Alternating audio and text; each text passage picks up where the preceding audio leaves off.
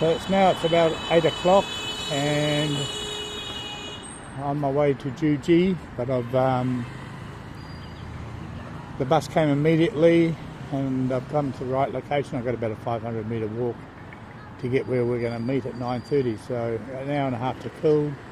Haven't had breakfast, and so hopefully somewhere along the way I'll find a small restaurant where I can get some breakfast. So I just thought I'd give you a bit of an insight into what it's like here. So basically nobody lives on the first floor. The first floor is for the shops, and then the apartments, people live in the apartments above. Now my mother-in-law, she lives in the first floor, but she's in a gated community, and which is similar to this is an older one across the road. So the first floor people will be living there, and there will probably be like a kindergarten in there, somewhere where you can drop your kids. Apartments over there, but most of the rest of the buildings here are offices. That sign's about the police, and my partner, he actually works for the government. I think it's in like duty and customs, that sort of division of the police. So up here more just offices. In the background will be apartments. Now look at the people here. In China, it's like once you turn 50, it's customary to wear dark clothing, black, dark grey, and nobody sort of wears vibrant sort of colours. I'm in my red racing jacket, so I stand out even more being my age than just being a foreigner. So I think it takes maybe an hour and a half, 2 hours to get to Juji, and I think we start playing this afternoon. It must be. We're going to be too late if they started this morning. What else? I saw a couple of ladies earlier in their pyjamas. It's not uncommon to see people walking down the street in their pyjamas this time of the morning, but it's usually the older generation just ducking down to go buy some supplies at the shop. Alright, I'll hopefully find somewhere to eat, hopefully along here. This is the direction I'll be going for about 500 metres. I don't like my chances because there's too many office buildings around this area, and so they will have their meals provided for them in their canteen. But never know my luck. The main thing is I need to kill some time, so I'll just wander up slowly and see what I can find. So I found a grubby little shop, just a mum and dad sort of shop, and they're serving, it's a noodle shop, which I'm not a big fan of, but the chances down the road of getting anything don't look very good. So this is what I'll have to have, and it's okay by me. Some vegetables in here, some beer, looks like they had a good night last night, some drinks and a lot of rubbish lying around in the restaurant. Hate to imagine what it's like in the back, but as I've said before, I've never had food poisoning in China yet. Bye Joe. So those ones are 35 RMB, these ones are 10. So $2 for this one's Bye Joe. This is a different kind of alcohol. And what's in the jars, I wouldn't have a clue. Just realised that this, as I said, it was custom and duty. This is part of the complex. This is where my partner works. He works in this part of it, and I have been here before, and I recognise the gateway because the guard, those days I had my motorbike and they wouldn't let me in. but my partner sorted it all out, and so I left my motorbike there and we went to some other city to play bridge. Anyway, the noodles have arrived, and I do have what I got, but I can't remember. I know it's pork and some vegetables. The important thing is that you can't see any coriander, so I'm happy about that. So now I'm inside the police, or the customs and duty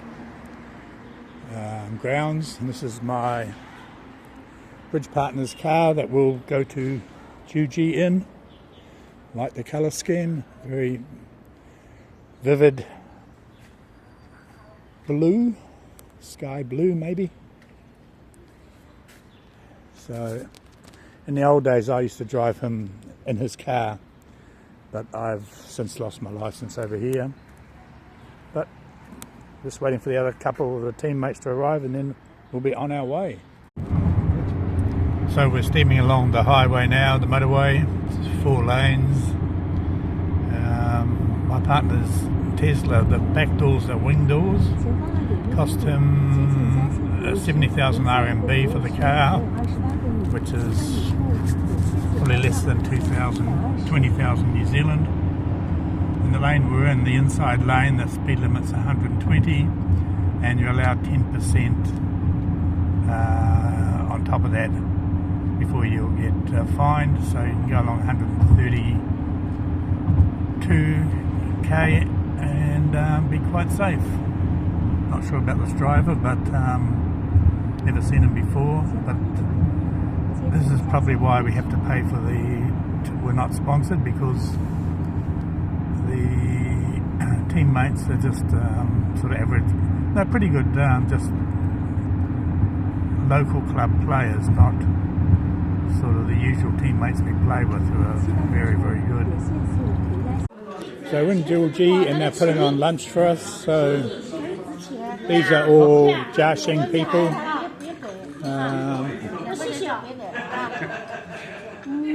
My partner hasn't arrived yet. So we've got some chicken and some vegetables and shrimp, meat. There'll be many more things to come. And this is just lunch. I think we start at 1 o'clock play. But look at it. But look at the playing room. There's not going to be a hell of a lot of people playing in this tournament. Maybe we have a chance. So these will be all the people that are playing. So it's not a very big tournament. And that was a hell of a big lunch, and I hate to think what dinner's going to be like. So this is going to be the playing room. 7, 8. So it looks like only 8 tables. So there'll be 8 teams, I guess. Wow. Now, it's going to the lobby, and I'll see if I can get Wi-Fi in the lobby from the receptionist. One of them can speak very, very good English. Oh, the hotel even just gives us free fruit. Oh no, this is for Buddha. Yes, I wouldn't be very popular if I grabbed some of it. Well, the day's over, and we just had another feast as usual. All these tables were full before. It was very noisy, but always somebody will come around and you've got to drink with them. So we've drunk a lot of baijiu, a lot of beer, and I'm feeling very tired. But they speak so noisily. Okay. So everybody's gone around shouting at the table, so I think I better. Hey, why do you need a Waiguan Pongyo? 我们是新加坡的，西西来的。对，新西兰。好的。我们是北大师。谢谢。Heyo, what have we got over here? Some ladies. Hey, what a Waiguan Pongyo. Cheers for you people. Everybody very happy. 好的，谢谢。You're welcome. Thank you. 谢谢。哎，干嘛？好的。对的，对。他是嘉兴海联队的，海外友人。你说什么？海外友人就是很有邀请。很有。 No。我知道他。对。介绍是新西兰。我们。 Good friend. Yes.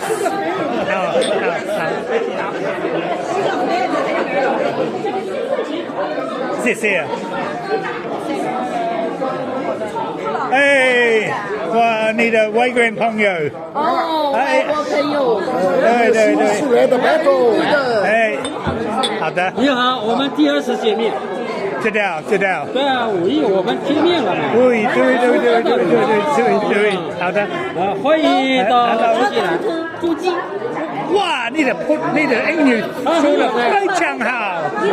哇，你厉害。哎呀，谢谢。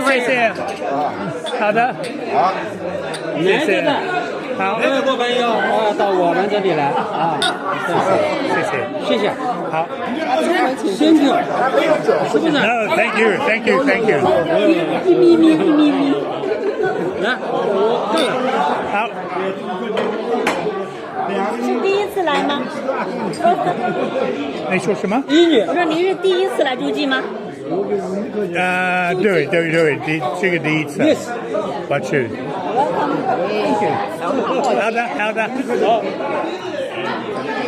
哎，你的外国人朋友，哎呀，我说贝加温。对。Thank you. Nice. Thank you. Cheers. Cheers. 好的。代表哪个队的？谢谢。啊，代表哪个队的？无忧海的嘉兴。谢谢。你好。你好。新西兰。有这个。你呢？枪的。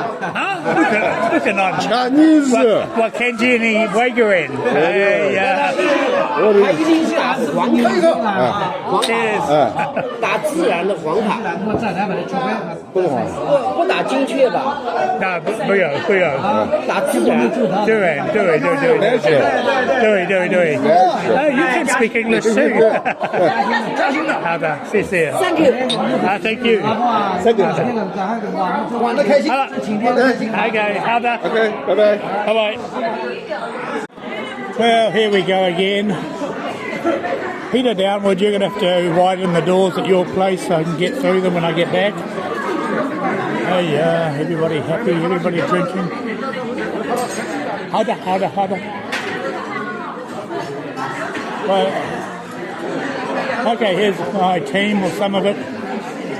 I thought they were going out for a night on the town, but there you go. Hey. This is my girlfriend.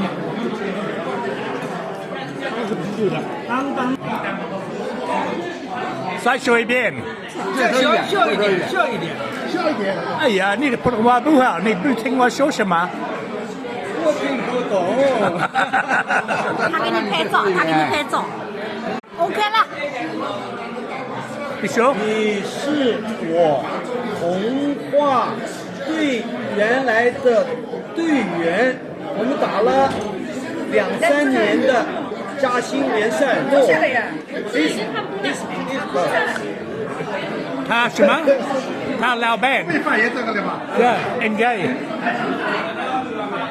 你要这样说，我和你原来是这样一个队。就是你和他有些合作过，你跟他合作过。我不知道这个什么意思，我问这个什么意思？一个队。结婚。我那个原先还有。当时这就问了，你是一个队友。对，他就是。Okay. So tomorrow evening I'm going to play with Bujayat Tada Minza.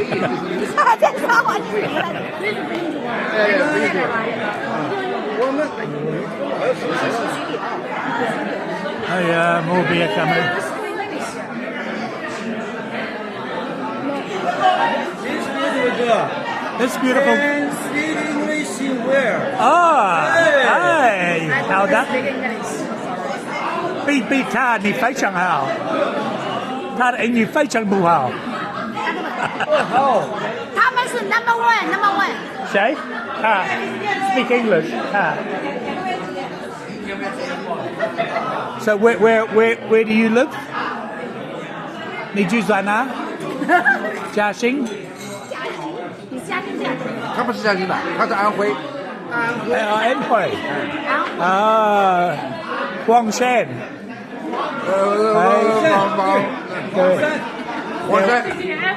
黄山木头。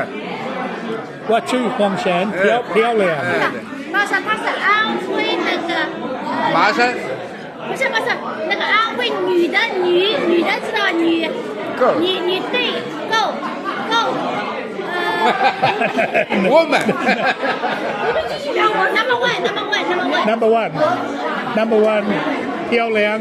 or speak English。他是 number one。啊，是 number one。哦，超白，他的超白。王老师 number one。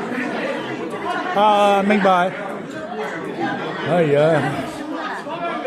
Well, I'm absolutely brain dead, and but it's been a lot of fun. I wasn't going to come to dinner; I was going to go straight to bed, but it's been so much fun here tonight. Well, this bus rolled in yesterday afternoon, and it's full of Shanghai people. They're in another room. They're playing another. It's not mahjong. It's not bridge. I don't know what it is. A Chinese game. Anyway, tonight we've just had dinner and it was photo time. So all these people, not bridge players, they all wanted a photo with me. So take a picture with the white monkey. That's what it sort of feels like that, but it's not disrespectful. It's just they seldom get the opportunity to do that. So they feel pretty special and they're happy. And yeah, I'm happy too, of course. That's the part that makes you feel like a Michael Jackson, sort of everybody pointing at you, everybody wanting a photo with you. So I've done all them, and no, they wouldn't have a group photo, it had to be individually. And then the bridge people, they wanted photos. Oh yeah. But I'm absolutely bridge brain dead. I was going to go to bed as soon as we finished bridge about 5 o'clock. But then I kept getting messages, come down for dinner. And yes, it was very, very nice. But again, everybody coming to the table, wanting to drink with, not just me, the whole table. So you have to be social and do these things. But apparently, they asked me if I want to go out with them tonight. They're going to a bar and they're going to be drinking a hell of a lot. This is the Jiaxing team. There's probably 8 of us, at least from Jiaxing. Maybe there's 10 I know of. Anyway, I'm gonna go up to my room and I'll send this email. Not much in it, not much to report. Which was friggin' hopeless. And my partner, he's such a nice guy, but at the table he just turns into an animal if I make a mistake. So I know what some of my partners feel, and it has taught me now that to be a little maybe tolerant. And as I said to him, you know, at the table, shut the fuck up.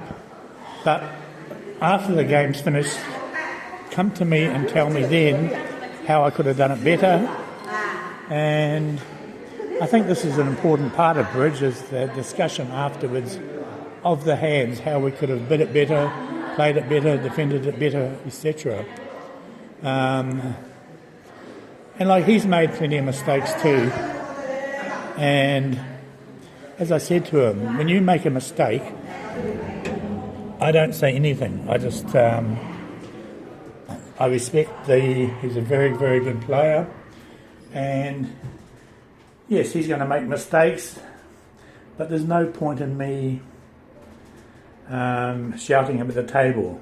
But this is part of Chinese culture. They're very loud, very expressive, and you sort of be screaming at somebody one part, and then next minute you're laughing together.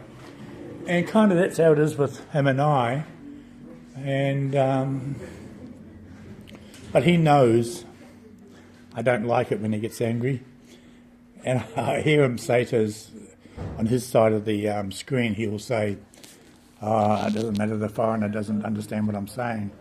So I'll shout at him, "I understand everything you're saying." Now, I didn't say shut the fuck up, but that's what I felt like saying. But all's good now. I am going to play again tomorrow night at the club. I've got it tomorrow morning as well. But I'm playing with that woman who sat beside me. She's very loud, very, I was going to say countryside kind of style. She's definitely not feminine. So I'm going to play with her. I played with her once last time I was over here on club night and we were first. So as I said to her, we'll just have some fun, guess the bidding, and what will be will be. Just enjoy yourself. So I'm kind of looking forward to that.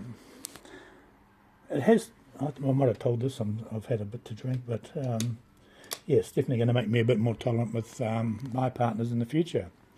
But I think the important thing is you must discuss the hands either the next day, not while the hand's been playing. Oh, my partner, I opened 2 no trumps, I had 22 points. He went 6 spades, 4 light. And as I said to him, when you bid 6 spades and went 4 light, I never said a word.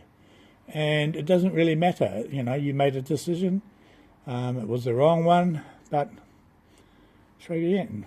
What will, you know, just what will be, it is. You tried your best and it didn't work. And that's how bridge should be. But I definitely enjoy the social side over here. I mean, tonight we were just in stitches with some of the stuff they were saying, I was saying, and really, really enjoyed myself. Okay, now I'm back in Jiaxing and back at the place where I started. That was the corner over there that I did the first video, and a restaurant, a few shops down there, and my boss's workplace, my partner's workplace is over there. So just a couple of things I want to talk about because it's easier talking on here than it is typing for me. So the first one was the highways. So every highway you enter has a toll booth, and you pay when you exit, depending on how far you go. If you're crossing provinces from one province to another, you also have to pay there, and it's all electronically scanned now, so nobody has to pay. There is one lane usually open for people who want to pay cash. Yeah, it's just an idea that I think we should have in New Zealand. Penalise the people that drive. Yeah, look after people like Ian who walk most of the places. And the other thing I want to talk about was, before I came here, I don't know if any of you have fiddled around with a thing called Copilot. I think it's pretty wonderful. So before I came here, I was practicing, I could speak English to Chinese to it, and it would translate. So I was just sort of practicing my Chinese before I come over. And only on the way back today from Juji that I thought, okay, because a lot of what they say, I can't understand what they're saying. So I had to practice coming back from Juji. And yeah, it was just wonderful. I could speak English and it would translate to Chinese, vocal, so they could understand me and vice versa. If I knew, I did try it when I first came here, but it didn't seem to have the voice option, only the typing option. And because I had Google Translate, I didn't worry so much because I can do that on there. But today, for some reason, they had the voice, so that would have saved a lot of trouble and will help me in for the next week. Okay, I got 400 meters to walk to get on the bus, and it'll cost me 40 cents, yeah, $2, 2 RMB. Whereas a taxi, I'm quite away from my hotel, would probably be maybe 25 or 30. Still, we're only talking $5, $6, but Stingy Pete they call me. So basically, we're on the highway all the way through from Juji back to Jiaxing. But he doesn't think there's enough power to get us there, so it's going to take 20 minutes, I think, to recharge the battery. Anyway, on the motorways or the freeways, there's just, they have these places where you can turn off and get gas, charge your car, get something to eat, go to the toilet, all this sort of thing. There's always a heap of trucks here. So I don't know whether they maybe sleep here overnight, some of them, or could be a restriction on the time they can drive, but probably not in China. So in the distance is a KFC. So the area that we've stopped in is a place called Shasha. Now this is where I used to teach at a university, and probably 20 years ago this was all farmland, and the government wanted the land and built all these universities here, and the farmers who were living on the land, nobody owns the land here. They were all given a brand new apartment, a car and cash. I don't know how much cash. Now one of the funny things here, you get in a taxi, you say KFC, they have no idea what you're talking about. So you need to know the Chinese name for Kentucky Fried Chicken, which is Kentucky, and McDonald's is the same. It's not, you would think a taxi driver would understand KFC, but no they don't. So we'll wander on inside and see what's on offer. And here we have Dairy Queen, Kentucky, and don't know what this is. Some steamed buns, some of the same shit we had before, but here will be a lot more expensive. 15 RMB for some meat sort of hamburger things. Coffee over here. Looks like fruit. Some wine or baijiu, of course. And actually the stuff here is a lot more appetizing than what it used to be in the good old days. Just food. There'll be toilets somewhere. They used to be a nightmare to go to. Our toilets are down there. But everything has improved so much since I lived here.